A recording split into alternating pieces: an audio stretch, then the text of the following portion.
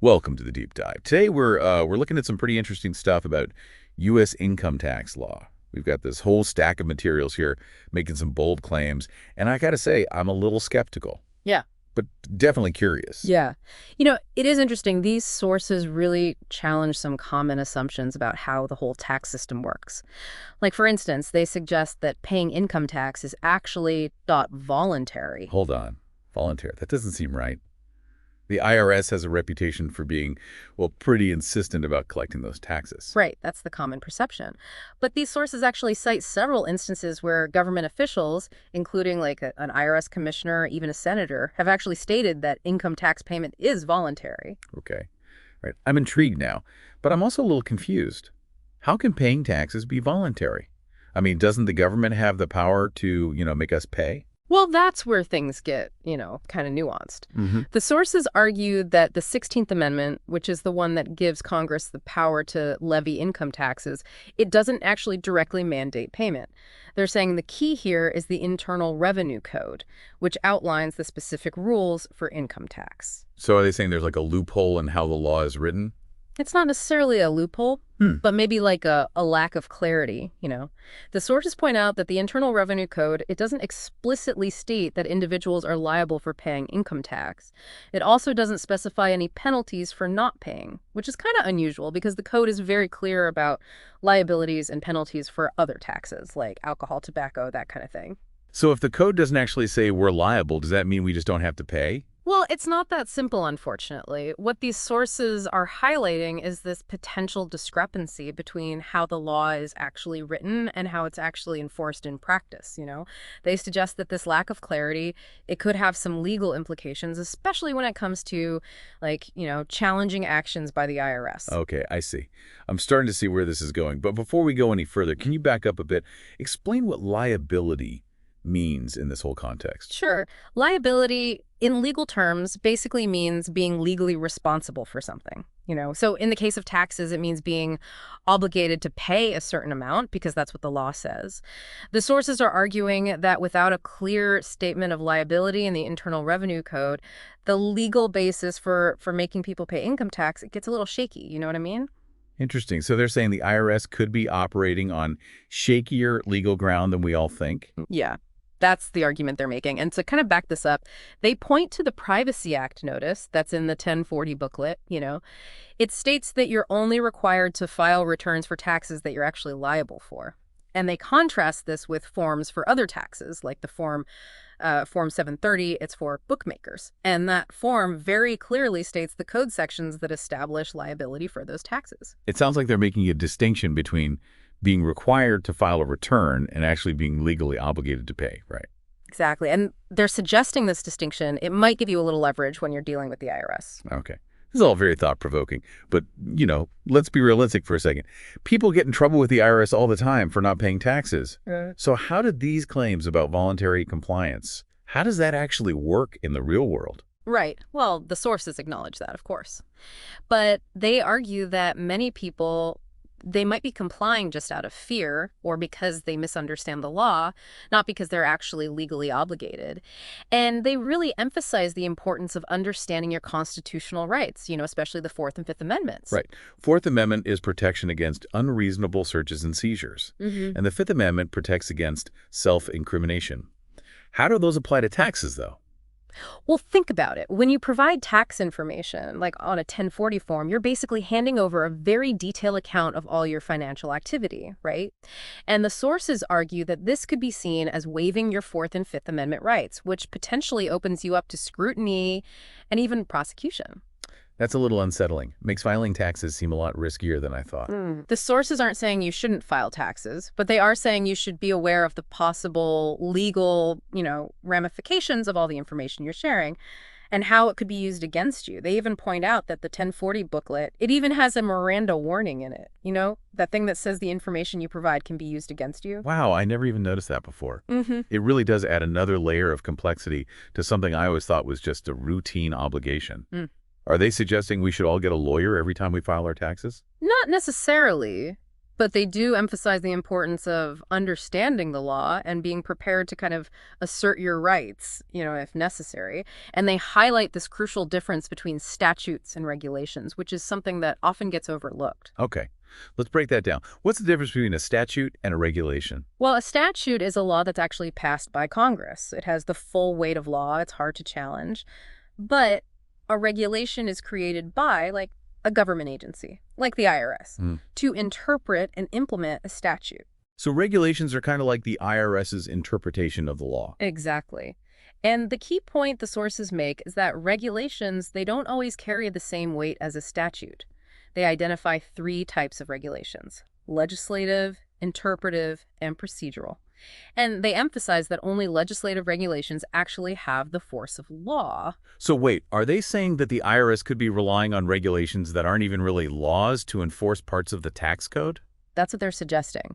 They claim that the IRS often uses interpretive or procedural regulations, which don't have the same legal standing, especially when it comes to things like seizures and liens. Wait, seizures and liens. This is getting serious. Are they saying the IRS is acting illegally? Whoa, that is a bold claim. And remember, we're just presenting the information from these sources, not necessarily agreeing with everything they say, but it's definitely important to understand their reasoning. Absolutely. Let's dive into that then. What are their arguments when it comes to IRS seizures and liens? Well, they claim that the IRS frequently misuses notices of levy, which are those documents that demand payment. They use them to seize assets from individuals and businesses. And they argue that these notices often don't have the proper legal justification. And they say that banks sometimes comply with them just because they're afraid of what the IRS might do, even if the demands are kind of iffy. So a bank could just hand over my money to the IRS based on a notice that's not even legally sound. That's exactly what the sources are suggesting. And they offer some specific strategies for challenging these actions, which we can dig into a little bit later. Whoa, this is a lot to process.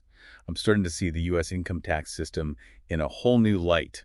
It really is fascinating, isn't it? These sources are making us think critically about a system that we often just take for granted, They're pushing us to question our assumptions and understand the nuances of the law, which can be, honestly, really empowering. It definitely feels like we're peeling back layers of complexity here and uncovering some pretty surprising stuff. But before we go too deep down the rabbit hole, I think it's time to give our listeners a chance to absorb all of this. Yeah, good point. It's a lot to take in all at once. We'll pick up this thread and explore the specific steps individuals can take to protect themselves in the next part of our deep dive. So before the break, we were talking about how the IRS might be using these notices of levy to seize assets, even when the notices might not actually have proper legal backing, and that banks might be going along with it. Yeah. That's pretty concerning. Yeah. And the sources actually give a specific example to illustrate this. They describe the situation where a bank got a notice of levy for the accrued wages of a government employee. Wait, how does a government employee's wages, how's that related to my bank account? That's the whole point the sources are trying to make. They're claiming that the IRS is taking this document that's really meant for a very specific situation, collecting from government employees, and they're using it much more broadly to seize assets from regular people. That sounds really deceptive. Are they saying the IRS is, intentionally misusing this document? Well, the sources suggest that the IRS often leaves out the part of the law that makes it clear this document is only supposed to be for government employees. And they point out that the language on the back of the notice, it only applies to IRS agents who are physically seizing property, not to situations where a bank is just handing over assets. So they're basically creating this notice that looks official, but is actually totally misapplied and potentially misleading. That's the argument. They're using the public's fear of the IRS and, honestly, most people's lack of legal knowledge to pressure people into complying with demands that might not even be legally sound. That's really unsettling. So what can people actually do about it? If my bank gets one of these notices, do I just have to, give them my money? The sources recommend taking a proactive approach. They say if your bank gets a notice of levy, you should immediately give them a sworn affidavit saying that you don't think the IRS agent who sent the notice actually had the proper authority to do it. A sworn affidavit? What's that? Like a mini court document or something? So basically, yeah, it's a written statement that you made under oath, which makes it carry a lot more legal weight than just a regular letter. You can also demand that your bank request proof of what they call delegated authority from the IRS agent. This forces the IRS to actually demonstrate that they're acting within the boundaries of the law. Okay. Delegated authority. What does that even mean? So it means that the authority to do certain actions, it's been passed down from a higher authority. In this case, the sources argue that only the Secretary of the Treasury actually has the legal right to issue notices of levy, and that this authority has to be specifically given to individual IRS agents. And they claim that the IRS doesn't usually provide evidence of this when they're demanding payment or seizing assets. So I can basically challenge the IRS agent's authority to take my money. Right. You're asking them to prove that they have the legal right to make these demands. And the sources claim that the IRS frequently backs down when they're faced with this kind of scrutiny. Wow. It's like flipping the script, putting the burden of proof on them instead of just complying. Exactly. It's all about knowing your rights and being willing to actually stand up for them. The sources say the IRS often relies on intimidation and people just not being aware to get their way, and that individuals actually have more power than they might realize. This is pretty empowering stuff. But what if? What if the bank still tries to hand over my money, even after I've done all this, given them a sworn affidavit, and challenge the IRS agent's authority? Well, in that case, the sources say you might consider legal action against the bank for breach of contract. They argue that the bank has a responsibility to protect its customers' assets, like a legal duty, and that complying with a potentially illegal IRS demand would violate that duty. So I could sue my bank for complying with the IRS. That seems like a really drastic step. It's definitely a bold move, but the sources are trying to emphasize how important it is to know your rights and be willing to take action to protect yourself. They claim that the IRS will often back down when they're met with informed resistance, and that taking a stand can show them that these tactics aren't going to work. This is all incredibly insightful, but I have to admit it's also a bit overwhelming. It feels like the IRS is this huge organization, and challenging them can seem like a David versus Goliath situation. Yeah, and that's why the sources put so much emphasis on knowledge, documentation, and persistence. They argue that by understanding the law and keeping really good records of everything you do with the IRS, you can make it a fairer fight. And they encourage people to be persistent in asserting their rights, even if it means going up against, a lot of bureaucracy. It's like they're giving us a secret decoder ring to understand how the IRS works. In a way, yeah. They're trying to make it less mysterious and show us that we don't have to be intimidated by the jargon or empty threats. This is really helpful information.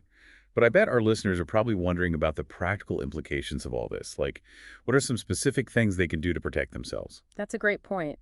Let's shift gears a bit and talk about some actionable strategies that people can use to safeguard their assets and their rights when they're dealing with the IRS. Welcome back to the Deep Dive. We've been talking about some really interesting stuff regarding the U.S. income tax system. And I got to say, I'm feeling a lot more informed now, but also a little more on edge, than when we started. It makes sense to feel that way. We've been poking at some pretty deeply ingrained assumptions about the IRS and, what we think our obligations are as taxpayers. But like we said, knowledge is power, and understanding your rights, it can really give you a sense of control. For sure. So let's talk about the practical stuff. What can our listeners do to protect themselves when they're dealing with the IRS, like specifically? Well, the sources are really big on documentation. They say that's your first line of defense. You got to be meticulous about documenting every interaction with the IRS. So phone calls, letters, even if you go to an IRS office in person, dates, times, names of the agents you spoke to, keep track of what was said. So it's like creating a paper trail, just in case things go bad. Exactly. This documentation can be super valuable if you ever need to challenge anything the IRS does. It shows them you're not messing around and you're ready to defend yourself. Okay. What about those sworn affidavits we talked about before? When would you use those? Sworn affidavits are a powerful tool, because they have legal weight. You want to use them anytime you're disputing something the IRS claims. Like, say you think a notice of levy was issued improperly. You can give your bank a sworn affidavit stating that you don't believe you're legally required to pay what the IRS is asking for. So it's basically like saying, I swear, under oath, that this demand is bogus. Pretty much, yeah. And because it's sworn, the IRS has to take it seriously. Gotcha. So we document everything. We use sworn affidavits when we need to dispute something. Anything else? What's the secret weapon? Remember those delegations of authority we talked about? That's a big one. The sources say that a lot of times The IRS is actually acting without the right authorization. So whenever we get contacted by an IRS agent and they're asking for money, threatening action, don't be afraid to ask them to prove they actually have the authority to be doing that. So I can just be like, hold on a minute, Mr. IRS agent.